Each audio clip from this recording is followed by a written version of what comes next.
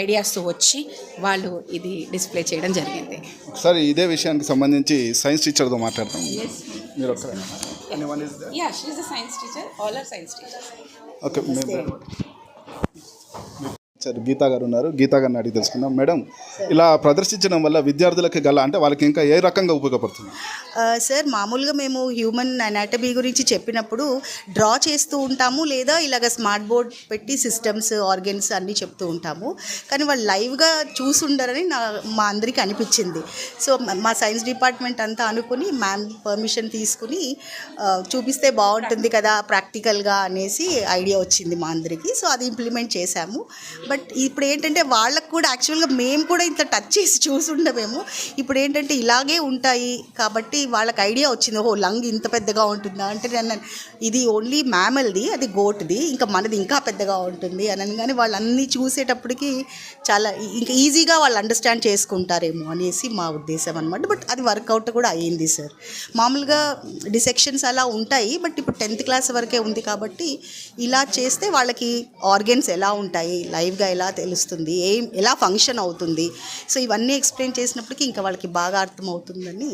ముఖ్యంగా science subject అనేది కూడా చాలా ఉపయోగకరమైన సబ్జెక్ట్. ఎందుకంటే విద్యార్థులకి మనం మానవులమైన, జంతువులమైన మన యొక్క జీవన శైలికి సంబంధించిన అంశం ఎక్కువ ఉంటాయి. అయితే ముఖ్యంగా మేము చదువుకునే రోజుల్లో చూసాం, చాలా మటుకు కూడా ఏంటంటే హ్యూమన్ రిప్రొడక్టివ్ సిస్టమ్కి సంబంధించి మా క్లాసుల్లో టీచర్లు ఓపెన్గా చెప్పడానికి కొంచెం ఇబ్బందికి పడేవారు. ఇప్పుడు ఎలా ఉంటుంది? ఇప్పుడు విద్యార్థులకు ఎలా చెప్తారు? లేదు సార్, ఈ యాక్చువల్గా హ్యూమన్ రిప్రొడక్టివ్ సిస్టమ్ చెప్పాలి అనేది ఛాలెంజింగే.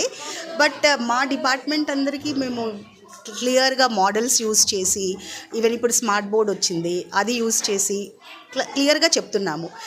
దాంట్లో ఏం పెద్దగా వాళ్ళు ఏమీ డిఫికల్ట్గా ఏం అనిపించట్లేదు. అండ్ వాళ్ళు చక్కగానే తీసుకుంటున్నారు. అండ్ మేము చెప్పాక వాళ్ళకి అర్థమవుతుంది కూడా, ఓకే మెన్స్ట్రువల్ సైకిల్ అంటే ఇది, ఇలా ఫర్టిలైజేషన్ అవుతుంది అని. ఇక్కడ మీరు మోడల్ కూడా చూడొచ్చు సార్. వాళ్ళు 7th క్లాస్ పిల్లలు. So they have represented female reproductive system, fertilization ఎలా అవుతుంది. సో ఇవన్నీ మేము 8th క్లాస్ నుంచే, 7th నుంచి 8th నుంచి స్టార్ట్ చేసి 10th వరకు క్లియర్గా చెప్తున్నాము. అందుకే ఈసారి ఇది male and female reproductive system. యాక్చువల్గా ఇది సార్, ఇది మ్యామల్ది అంటే గోట్ది అనమాట.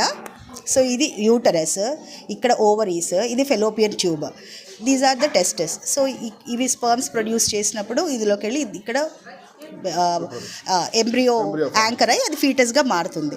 సో ఇది వాళ్ళు చూసినప్పుడు కూడా చాలా లైక్ పిల్లలందరూ కూడా, ఓహో ఇంతే ఉంటుందా మ్యామ్, ఇంత చిన్నగా ఉంటే ఎలా అవుతుంది అని అంటే, దాని capacity like it has an elasticity power. So that is what it is అనమాట. సో ఏం ప్రాబ్లం, చక్కగా నేర్చుకుంటున్నారు సార్. ఇది ఎప్పుడు